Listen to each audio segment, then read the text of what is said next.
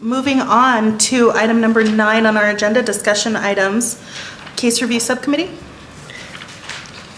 Okay, I am going to defer this to Joanne Fine to give you the information about what is going on. So apparently, and Valerie has done this because Leonard and I, and most recently Leonard has left the case review committee, but I've been on it for the whole time that I've been on the board, which is why I have some history with this.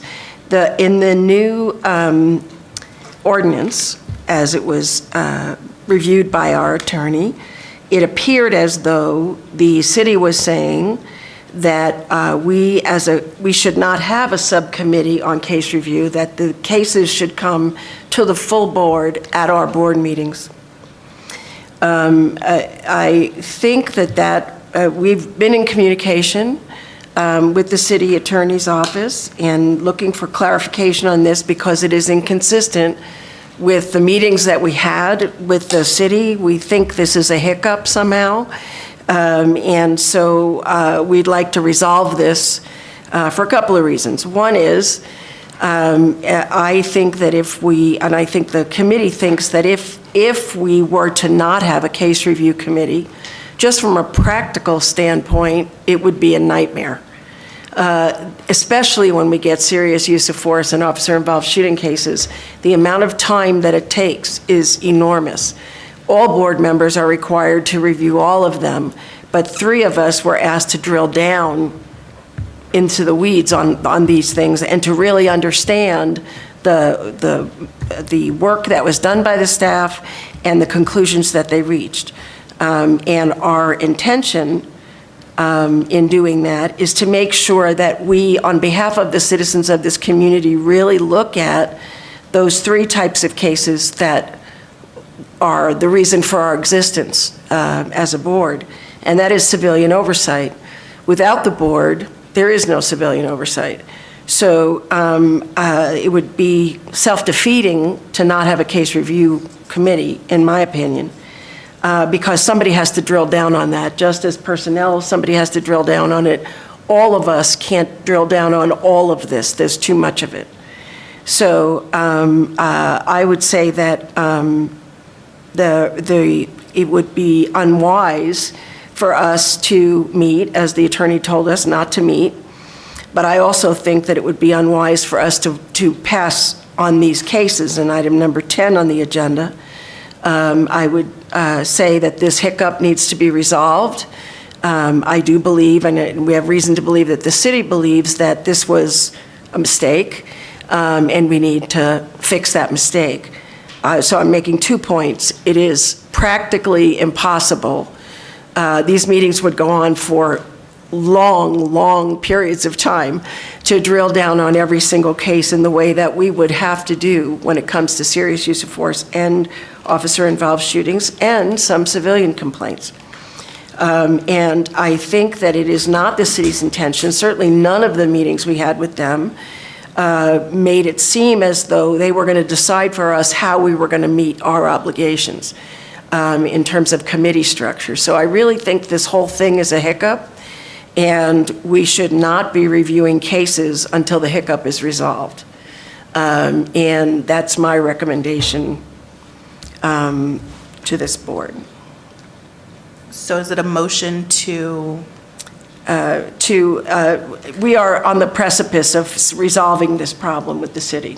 Right now, it appears that our attorney is rightfully concerned that we not violate what it says in the ordinance. But what it says in the ordinance is the city telling us how we review cases. And I don't think they want to do that. It's in violation of the CASA as well, as far as I'm concerned. So I'm sure that they don't mean to do that. They didn't mean to make that be the case. And I'd rather solve this. Lindsay's been terrific in helping us with this and knowing what the path forward is to resolve it with the city. In the interim, let's just solve it. I don't want to have cases come back to us because they didn't go through the process that we established. So let's solve that problem first, and then let's get back to the cases. We'll bring all of them to the board at the next meeting. Okay, so then I guess we need a motion to table item 10. which are the, roughly 25 cases or so maybe, until next month's board Sure. meeting? I need a little more clarification. I'm not truly understanding. Could you explain what the issues are? Chair Galloway and Member Waits, the issue is in section 9-4-1-8 of the amended ordinance.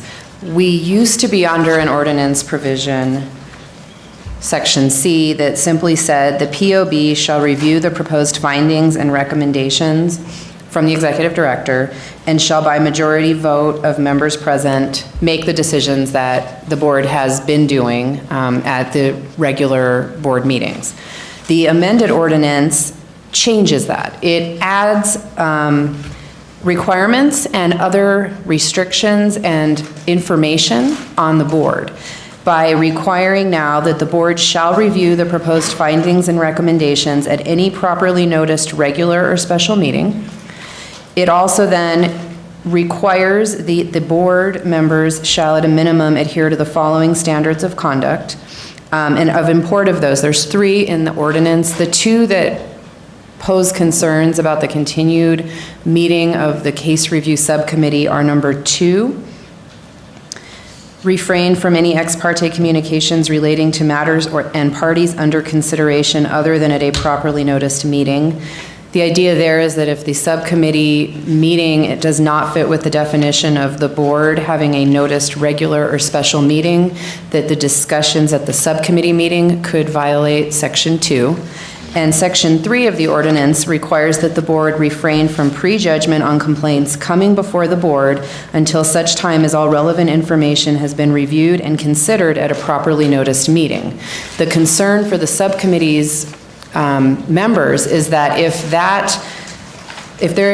the ordinance means what it says, but the board has to have these reviews at a properly noticed regular or special meeting, that the subcommittee could inadvertently be violating its duties to refrain from prejudgment if it is having those subcommittee meetings and discussions. And the question is that what the intent was, and is that feasible? And I believe what Vice Chair Fine has pointed out is no.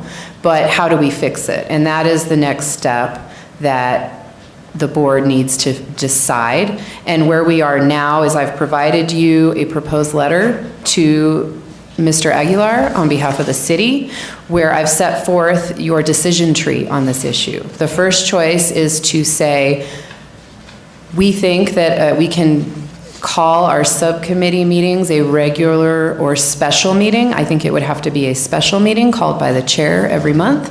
And that during that meeting, we don't believe that what is happening would be violations of the subsections 1 through 3.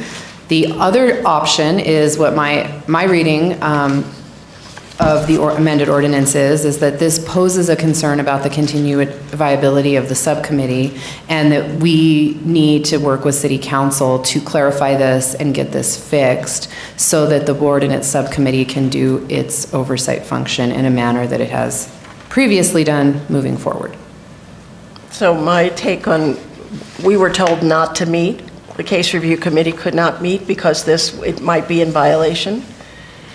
Doing away with the case review committee is, to me, removing the heart out of this process, and the reason for it being.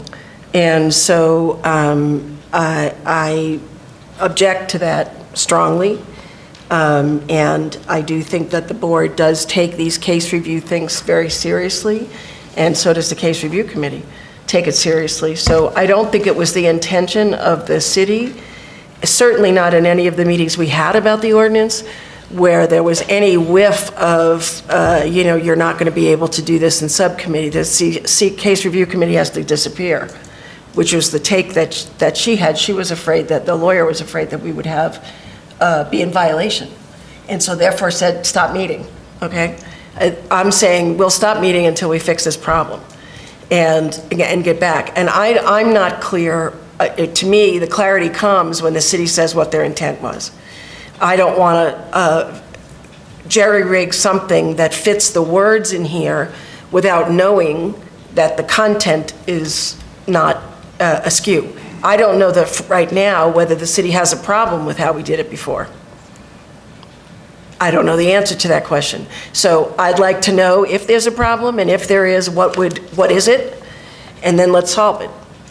But to my way of thinking, there's no logic in getting rid of the case review committee right now. So let's find out from the city what they intended.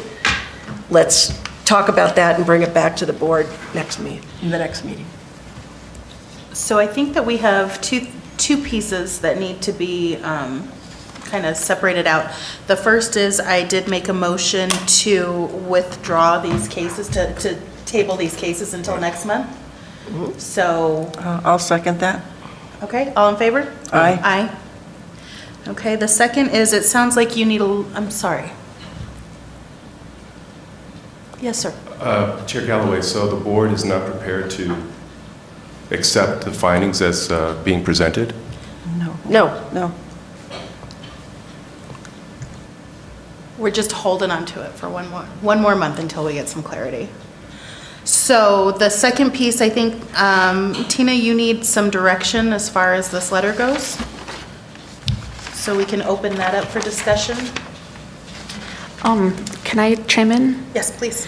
Okay, so I know I'm not our lawyer, but I can't help but think like a lawyer since I am one. And I also don't want to see the case review subcommittee go away. But the problem and I definitely tried to look at the way the ordinance was written, like in a really creative way that would just allow us to hang on to it without having to really do anything. But ultimately, I came around to thinking that's not possible. I don't know what the city's intent was, but I know that, intent is only becomes really relevant to interpreting statutory authority when there's ambiguity in the language. And I don't think there is ambiguity in the language here. I think it's like pretty obvious that the case review subcommittee is kind of not legal, unfortunately. And I think that if we run afoul of that language, we just open ourselves up to lawsuits like immediately. And that's the reason why I would be not inclined to have the case review subcommittee continue its business unless the ordinance is changed. Just because I really do think that it says that we can't have it. I think that's what the ordinance says, even if it didn't mean to say it. And, there are so many people who observe this case review process that if we just keep the case review subcommittee around to look at cases, then someone will eventually, or maybe not even eventually, maybe right away challenge us. So I feel like we have to either have a secondary meeting monthly to be legal, or we have to ask the city or someone to propose just one amendment fixing this one thing. And that's just me being conservative, wanting to avoid lawsuits. But I wholeheartedly agree with what you want. I want the same thing you want, which is to keep the case review subcommittee around. Well, and all of the negotiations that we've had with the city on this ordinance, we have been very clear about the independence of this process. Mm-hmm. How we do what we do is our business, okay? It is not their business. And so this is new, okay? And if it's new, maybe it's intentional, maybe it's not. Let's find out first whether it's intentional or not. Because if it's intentional that the city is now telling us how we do what we do, I want to understand the reason for that, because I don't. Mm-hmm. And I'm not willing to dance around, well, maybe we'll fix this and we'll do that. Let's find out from them. Let's go to the source. Let's find out what their problem is, if any. If they don't have a problem with us doing it the way we've done it before, then fine. If they do, let's be more clear about what that is. Always understanding that the independence of this process is the thing that makes it important and working. So if the city intends to tell us how we work these cases and how we meet the established business in the ordinance. This is the first time. They don't tell us how to run personnel. They don't tell us how to run policy. They don't tell us how to run outreach. So why this? This is the core of what we're here to do. And I want to know the answer before we have a letter. I want to know what the problem is before we have a question. I'm not willing to accommodate this change without understanding whether the change was intended or not. I don't want to accommodate it. I don't want to come up with 3 options. I want to understand why the option we had doesn't work for them. Let's find out. Let's find out what they really want, and then let's solve that together. That's all of us around a table. It's not a letter.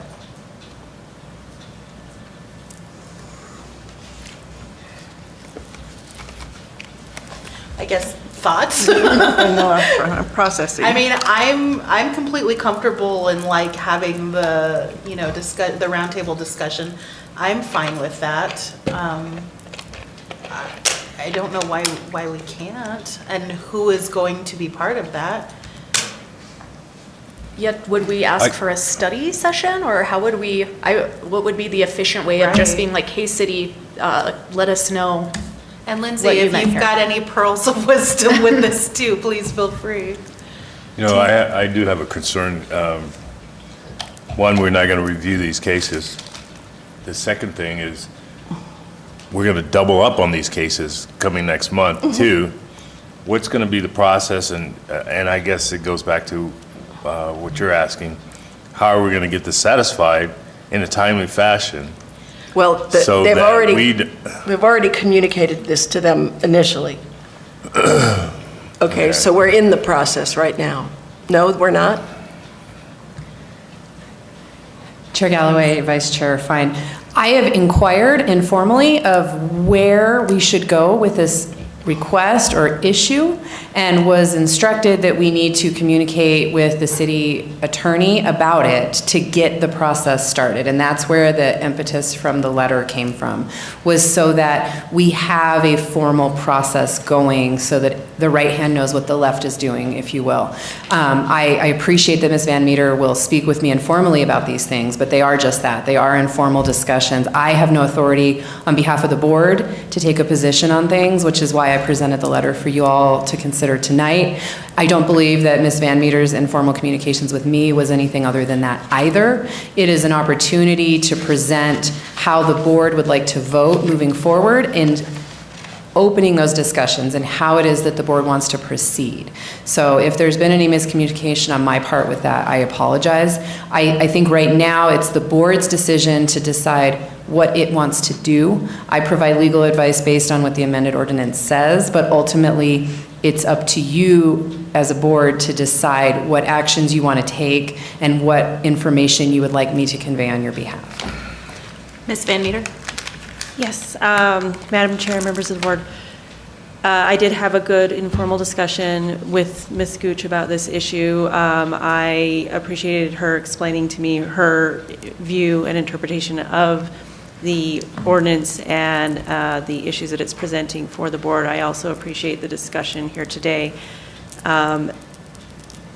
One of the things that we discussed was the possibility of communicating with council. And one of the things we discussed was the possibility of a letter being sent after Ms. Gooch could present the issue to you all. You know, this is not my place to advise the board as to how to move forward. That is Ms. Gooch's role. We just, you know, have had informal conversations at this point, and we recognize the concerns that you're raising under these circumstances, and we'll work with you as far as moving forward. I cannot speak to the intent of council. Oh, of course not. Thank you very much. I appreciate you being here. I have a quick question. Ms. Gooch, what are the legal liabilities if, you know, if the case review committee were to continue to exist? Is the outcome a lawsuit from someone who thinks that we're afoul of the statute, or? Because there is no like cause of action laid out in the ordinance, so maybe that's not really the main concern. Chair Galloway and Member Van Deventer, That is not the concern that I have raised in advising the board about this. The concern is that it could be grounds for termination of any individual board member for not complying with the code of ethics set forth by the city and also incorporated in the amended ordinance. Those are other concerns that had not crossed my mind, but the bigger concern is insulating the board from collateral attacks based on claims of impartiality or violations of the amended ordinance that says these ex parte communications and any other prejudgment shall not occur. We have been doing this way for 5 years. And I'm open to a new way, but I want to know the reason why, okay? I want to understand why. So to me, that's the first and only question we ask, is to say in our letter, we don't understand. Is your intention are you saying there can't be a case review committee? And why would you say that if we're independent from you? I want to understand that. That's the corpus of the question, right there. And so before what I see in here are things, we could do this, we could do that, we could do the other thing. I don't want to propose solutions. I want to define the problem. And that's what my letter would be if I was writing it. Why is it not the same as it was before? Why does it need to change? And maybe they have a great reason, and I just don't know what it is. One of the things that Ms. Gooch has kind of reiterated in my conversations with her about this, just to kind of maybe clear up the terminology that we're using, is not so much that the case review committee itself cannot exist in some form. It's that the review of cases within the case review committee may need to be altered to fit the clarify ordinance. what the problem is. So That's there's it. that. I would be very comfortable having a conversation with council staff, who I think is the appropriate party to kind of get an idea of what. Why don't we just write a letter like she said and ask for the clarification in writing? I mean, we can do that. I don't care how that happens, if you want to revise that, but do we need to meet to, approve your letter, or is that something No. that I can do as the chair, or how do you want to work that, Tina? Chair Galloway, you can take a vote on behalf of the board to give the chair discretion to finalize that letter based on the discussion that the board's having tonight, so that the chair can make sure the parameters of the discussion are encapsulated in that final letter, whether it be questions or other information that the board wants to know. If that is something that the board would like to do, you could take a vote that says, this is the idea of what we are looking for, and we are granting discretion to our chair to finalize that letter for providing to the folks that need to get it. Can we do that? Yeah. Okay. So then I move that we delegate authority to the chair, to myself, to approve a final revised letter from Ms. Gooch. And the mission is to find out what the problem, what precipitated the change. What's the reason that it needs to change from what it was before? Or does it? Okay, so that's the motion. I'll second. Okay, all in favor? Aye. Any opposed? Okay. All right, so we're going to do that. As far as just kind of circling back to your question, about these cases doubling up, generally speaking, these things are all handled in a very quick, 20-second, I move to approve the administratively closed cases and whatever. So I don't expect it to be a big problem, but if we need to, we could also always have a special meeting to do the case review. Well, you remember, Leonard, when we did so many of them, Yeah. there were times when we did have special meetings, but Right. we got through them. So, I mean, there are solutions to that problem, but I don't anticipate this being like a month-long thing. I think this is going to correct itself at our next full board meeting. And I think that, to answer your question, Chelsea, I don't think that the case review committee needs to meet until this is resolved. So I think we can just not do it and not be in violation of anything. Okay? Yeah, Makes yeah, no, sense? I was just trying to have the more general discussion of how we manage the whole problem and why I was worried about just continuing without. Yeah, but what I heard in that was, we can't have the case review committee meet. I agree with you. Until we solve this problem, we can't have it meet.